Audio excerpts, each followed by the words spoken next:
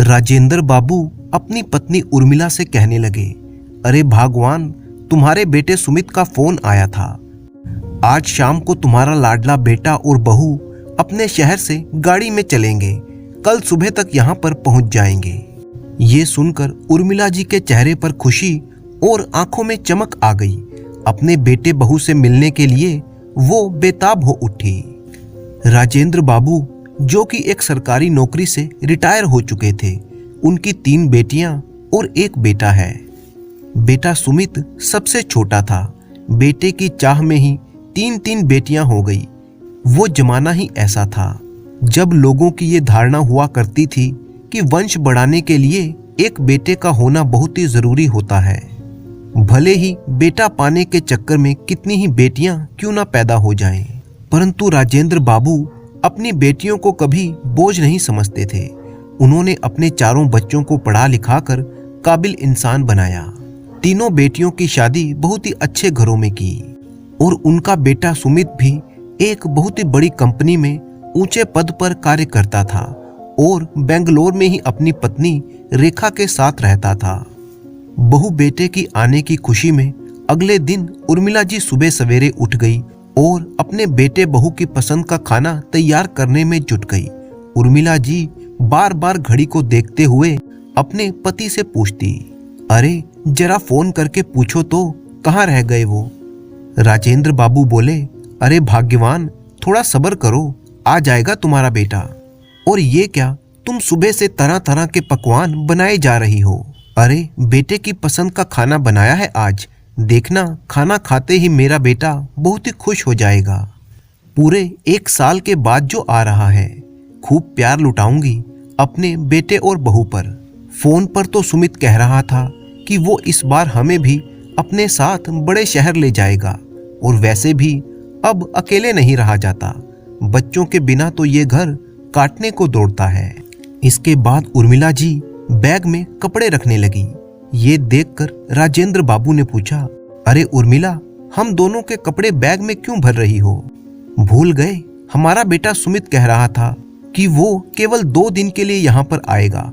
अब वो आएंगे तो मैं रसोई घर में खाना बनाऊंगी, फिर हमें कहाँ समय मिल पाएगा पैकिंग करने का। तुम भी हद करती हो भाग्यवान, बेटे से पूछा भी नहीं और तुमने कपड़ों की पैकिंग भी कर ली। कम से कम उनके आने तक तो रुक जाती। फिर अगर वह लोग हमको अपने साथ ले जाना चाहते हैं तो पैकिंग करने में समय ही कितना लगता है। उर्मिला जी बोली, आप भी कैसी बातें करते हैं? क्या आपको अपने बच्चों पर विश्वास नहीं है? जब मेरे बेटे ने पहले ही कह रखा है कि वो हमें साथ ले जाएगा तो भला बार बार उस बात को दोहराने से क्या फायदा। अब इस उम्र में अपने माता पिता को अकेले थोड़े ही ना छोड़ेगा मेरा बेटा। मुझे अपनी परवरिश पर पूरा भरोसा है। अभी ये बातें चल ही रही थी, उर्मिला जी ने अपने बेटे के गाड़ी के आने की आवाज सुनी। उर्मिला जी और राजेंद्र बाबू बड़े ही उत्साह के साथ अपने बेटे और बहू का स्वागत करने के लिए दरवाजे पर जा पहुंचे। परंतु दोनों माता पिता ये देखकर हैरान थे कि ना तो उनके बेटे ने और ना ही बहू ने उनके पांव छुए और दोनों अंदर चले आए। राजेंद्र बाबू हैरानी के साथ अपनी पत्नी की ओर देखने लगे। तब उर्मिला जी चेहरे पर एक फीकी सी मुस्कान लिए कहने लगी, अरे तो क्या हुआ, दूर से आए हैं ना, बेचारे बहुत ही थक गए होंगे, शायद इसीलिए पैर छूना भी भूल गए। ऐसा कहते हुए उर्मिला जी अंदर आ गई। जब सुमित और रेखा फ्रेश होकर बाहर आए तो उर्मिला जी ने जल्दी से उनके लिए खाने की टेबल पर तरह तरह के पकवान सजा दिए।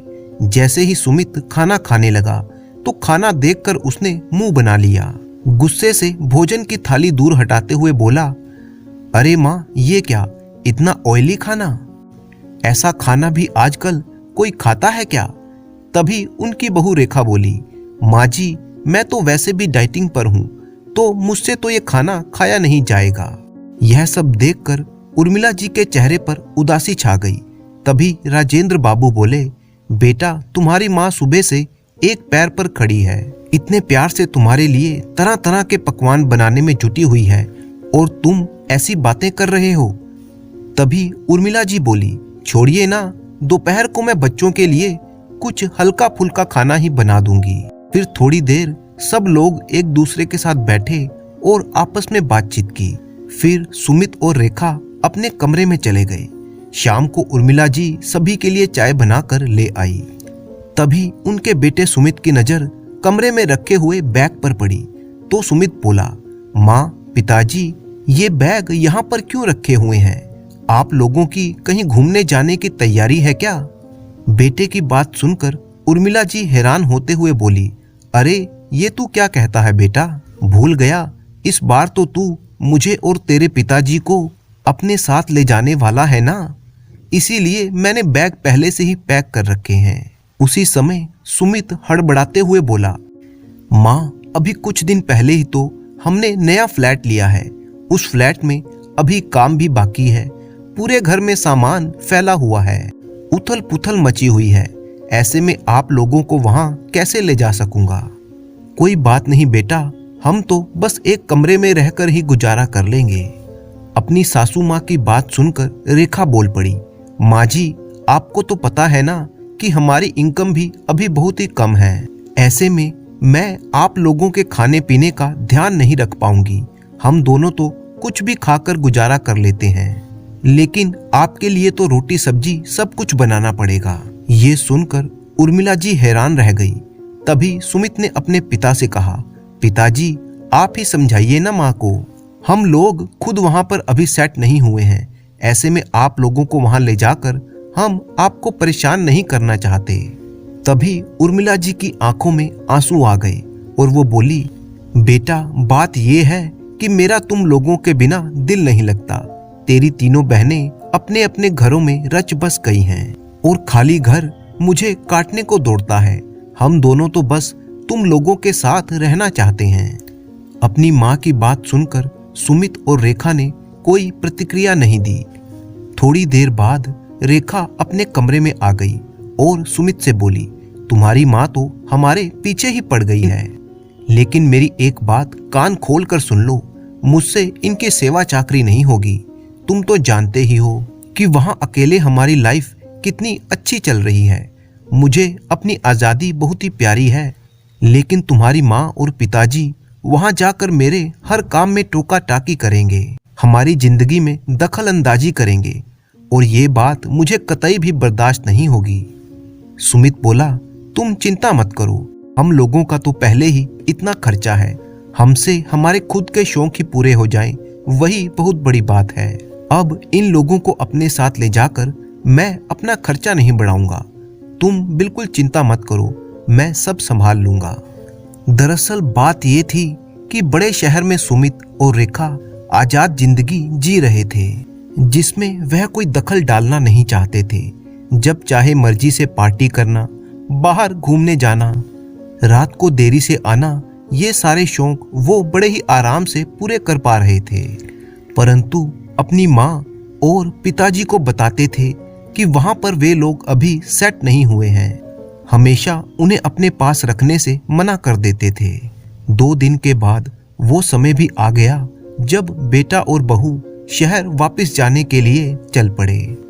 उर्मिला जी की आंखों में आंसू थमने का नाम नहीं ले रहे थे। अपनी माँ को रोता हुआ देख सुमित बोला, माँ, चिंता मत करो, जब हम लोग अच्छी तरह से सेट हो जाएंगे तो आप लोगों को भी अपने साथ ले चलेंगे। बेटा, मैंने तो कपड़ों का बैग भी तैयार करके रखा था और मैं उम्मीद लगाकर बैठी थी कि इस बार तुम दोनों हमें अपने साथ शहर ले जाओगे। हम दोनों को यहाँ पर तुम्हारी बहुत याद सताती है। उसी समय सुमित अपनी माँ की बात को काटते हुए बोला, माँ, अब जाने भी दो हमें। ये क्या जाते वक्त आपने रोना धोना लगा कर रखा है। उसी समय रेखा ने कहा, हाँ माँ, आप लोग शांति से यहीं पर रहो, वैसे भी शहर का जीवन आप लोगों के लायक नहीं है। इतना कहकर वे दोनों गाड़ी में बैठ गए। तभी उर्मिला जी ने उसका हाथ पकड़ा तो रेखा ने तुरंत हाथ हटाया और अपने से दूर झटक दिया। गाड़ी का दरवाजा तेजी से बंद किया और बेटे ने भी अपनी माँ से पीछा छुड़ाने के लिए गाड़ी तेजी से चला दी। इधर उर्मिला जी रोती बिलखती रह गई। राजेंद्र जी सारा मामला तभी समझ चुके थे जब उनके दोनों बेटा बहू उन्हें ले जाने से आनाकानी कर रहे थे। बस नहीं समझी थी तो उर्मिला जी आज अपने बेटे बहू के इस व्यवहार से उनके दिल को बड़ा ही आघात पहुंचा था, परंतु माँ थी ना, इसीलिए ये बात समझने को तैयार नहीं थी कि उनका बेटा अब उनका नहीं रहा। थोड़ी देर बाद उर्मिला जी अपने पति से बोली, सुनिए जी, घर बिल्कुल खाली खाली सा लग रहा है। ऐसा कहते कहते वह जोर जोर से रो पड़ी। राजेंद्र बाबू कहना चाहते थे कि उर्मिला, अब हमारा बेटा हमारा नहीं रहा, वह बहुत ही बदल चुका है, परंतु वे अपनी पत्नी का दिल नहीं तोड़ना चाहते थे, इसीलिए चुप होकर रह गए और लगातार उन्हें देखते रहे। उर्मिला जी अब खोई खोई सी रहने लगी थी। खाना भी वो सही तरीके से नहीं खाती थी। राजेंद्र बाबू उर्मिला को समझाने की बहुत ही कोशिश करते, परंतु उनकी आंखों से बेटे और बहू का मोह का पर्दा हट नहीं रहा था। उर्मिला जी अब बीमार रहने लगी थी। बेटे बहू के फोन का इंतजार करती रही, परंतु बहुत दिनों तक इंतजार करते करते जब उनका फोन एक बार भी नहीं आया तो खुद ही उन्हें फोन कर बैठी। सुमित ने हमेशा की तरह बिजी होने का नाटक किया। उसने फोन तो उठाया और बोला, मैं आपसे बाद में बात करता हूँ। इतना कहकर उसने फोन काट दिया। एक दिन जब उर्मिला जी अपने बरामदे में बैठी हुई थी तो बाहर से उन्हें एक आवाज सुनाई दी, साड़ियाँ ले लो साड़ियाँ। उर्मिला जी ने नजर उठाकर देखा, एक बुजुर्ग महिला वह साड़ियाँ बेच रही थी। उनके चेहरे पर लगातार एक मुस्कुराहट फैली हुई थी। उन्हें देखकर ऐसा लग रहा था कि वह अपनी जिंदगी से बहुत ही खुश हैं। उनके व्यक्तित्व से उर्मिला जी बहुत ही प्रभावित हुई। उन्होंने उस वृद्ध महिला को बुलाया और साड़ियां देखने लगी। फिर उर्मिला जी ने उनसे कहा कि आप इस उम्र में भी घर घर जाकर साड़ियां बेच रही हैं, क्या आपका इस दुनिया में कोई नहीं है? वो वृद्ध महिला पहले तो हंसने लगी और फिर बोली, अरे नहीं बहन, ऐसी बात नहीं है। तुम जानकर हैरान हो जाओगी कि मेरे 4 बेटे हैं, परंतु चारों ही शहर में रहते हैं। उन्हें बड़ा किया, पढ़ाया लिखाया। शहर में जब उनकी नौकरियां लग गई तो उनकी शादियां भी करा दी। मेरे पोता पोती भी हैं। सब लोग अपने अपने घर में बहुत ही खुश हैं, लेकिन अब चारों में से किसी के घर में भी मेरे लिए कोई जगह नहीं है। पति का साथ तो जवानी में ही छूट गया था। उस समय कुछ पैसा भी नहीं होता था मेरे पास, लेकिन अपने बच्चों को तो पालना ही था ना, इसीलिए सिलाई बुनाई का काम शुरू कर दिया। शुरू में तो बहुत मुश्किलें आई थी, लेकिन उसके बाद एक फैक्ट्री में मुझे सिलाई का काम मिल गया। फिर आमदनी भी थोड़ी अच्छी हो गई। चारों बेटों की पढ़ाई लिखाई में कोई रुकावट नहीं आने दी। मैंने अपनी सारी ममता अपने बच्चों के भविष्य को उज्जवल करने में लगा दी, ये सोचकर कि ये बुढ़ापे में मेरा सहारा बनेंगे। लेकिन मुझे कहाँ मालूम था कि एक दिन ऐसा भी देखना पड़ेगा। ऐसे नालायक बेटों पर आश्रित रहने से बेहतर तो मैं अपने खुद के दम पर जीना चाहती थी। अब तो मैंने अपना छोटा सा व्यवसाय भी शुरू कर लिया है। घर घर साड़ियाँ बेचने जाती हूँ तो मेरा खर्चा भी निकल जाता है और साथ ही 4 लोगों से मिलकर थोड़ा हंस बोल भी लेती हूँ। दिल को भी सुकून मिल जाता है। सच कहूँ, आत्मनिर्भरता का भी अपना ही मजा होता है। काम करने की कोई उम्र नहीं होती। उस वृद्ध महिला की बातें उर्मिला जी के दिल पर लग गईं और वे सोचने लगी कि मेरे बेटे बहू ने शहर वापस जाकर मुझे फोन तक नहीं किया, जबकि वे लोग अच्छी तरह से जानते थे कि मेरा उन लोगों के जाने के कारण रो रो कर बुरा हाल था। मुझसे बेहतर तो ये वृद्ध महिला है जो स्वार्थी बेटों को याद करके रोने की बजाय उन्हें भुलाकर अपना जीवन बिता रही हैं। बस उसी क्षण उर्मिला जी ने भी अपनी जिंदगी के लिए एक फैसला ले लिया कि अब वह भी अपने बेटे और बहू के लिए आंसू नहीं बहाएंगी, जिन्होंने उनकी बिल्कुल भी चिंता नहीं की। जब राजेंद्र बाबू घर लौटे तो देखा कि उर्मिला जी ने आज उनकी पसंद का खाना बनाया था। आज उर्मिला जी बहुत ही खुश नजर आ रही थी। घर का ऐसा माहौल देखकर राजेंद्र बाबू ने अपनी पत्नी से पूछा, क्या बात है उर्मिला, आज तो बहुत ही खुश नजर आ रही हो। तब उर्मिला ने कहा, जी हाँ, आज मैंने कुछ फैसला ले लिया है। मैं अपना खुद का व्यवसाय शुरू करना चाहती हूँ उर्मिला जी की यह बात सुनकर राजेंद्र बाबू थोड़े हैरान थे और फिर बोले कि इस उम्र में व्यवसाय करने का ख्याल तुम्हारे मन में कैसे आया। तब उर्मिला जी ने साड़ी बेचने आई उस वृद्ध महिला के बारे में राजेंद्र बाबू को बताया। तभी राजेंद्र बाबू बोले, ये बात मैं तो बहुत ही पहले समझ गया था, लेकिन तुम्हें समझने में देर लगी। खैर कोई बात नहीं, अब ये बताओ कि मुझे तुम्हारे लिए क्या करना है। मैं सिलाई कढ़ाई का काम करना चाहती हूँ। आप तो जानते हैं कि सिलाई कढ़ाई का मुझे कितना शौक है और इस काम में मैं निपुण भी हूँ, तो इसलिए अब मैं यही काम शुरू करना चाहती हूँ। इसीलिए मुझे कुछ कपड़े खरीदने हैं। उर्मिला जी की बात मानकर राजेंद्र बाबू उन्हें अपने साथ बाजार ले गए और वे दोनों अच्छी क्वालिटी के कपड़े खरीद कर ले आए।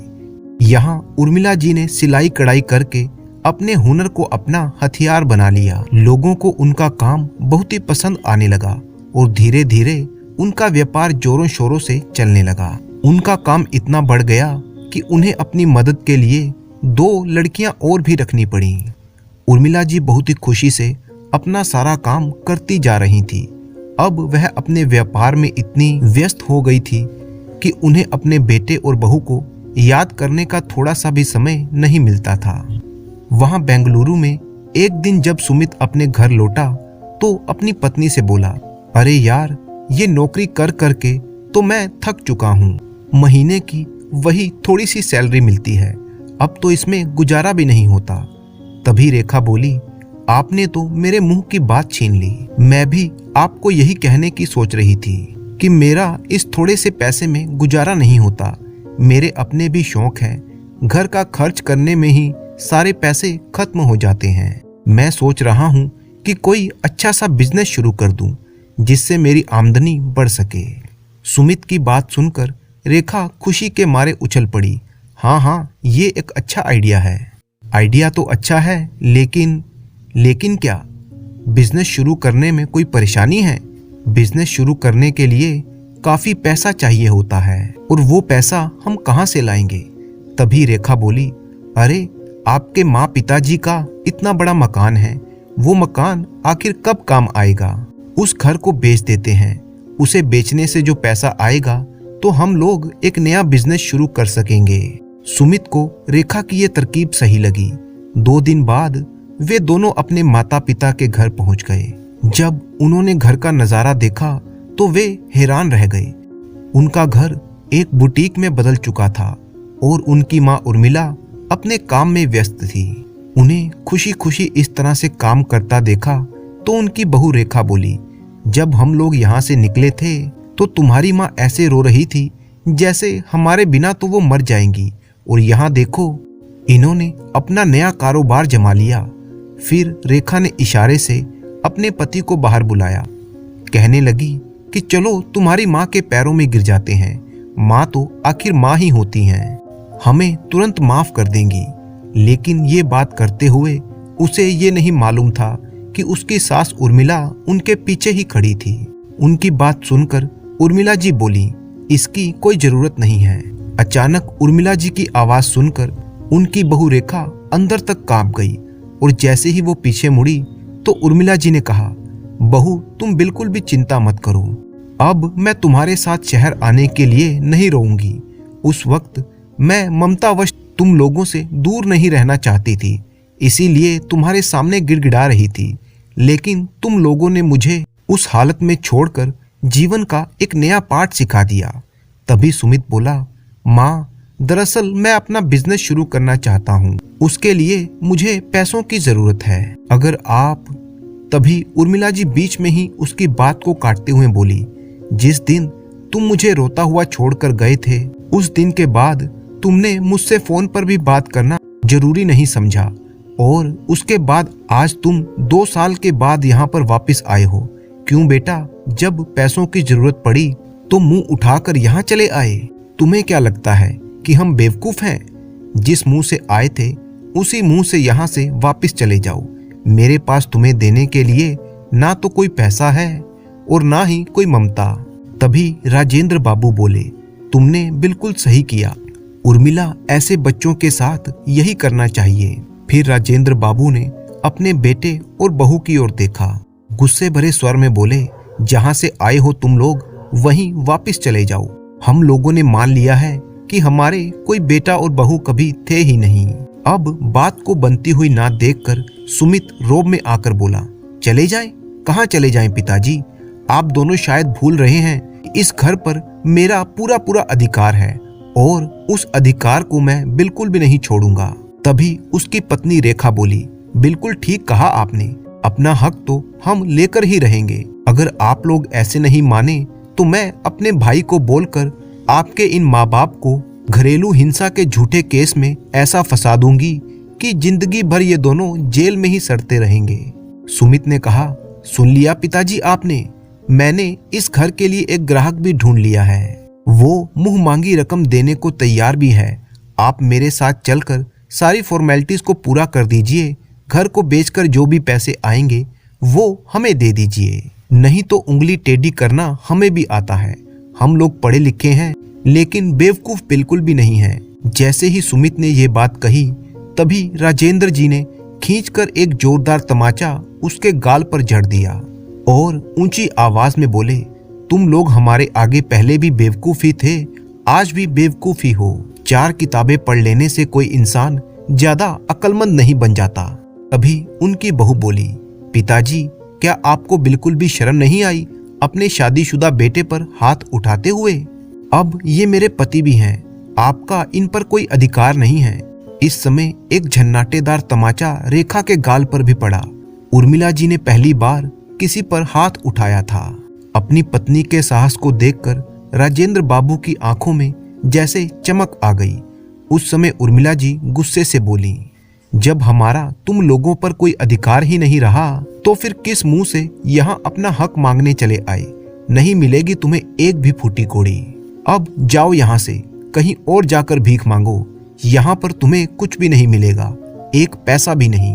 माँ का ऐसा रौद्र रूप देखकर दोनों बेटा और बहू सन्न रह गए।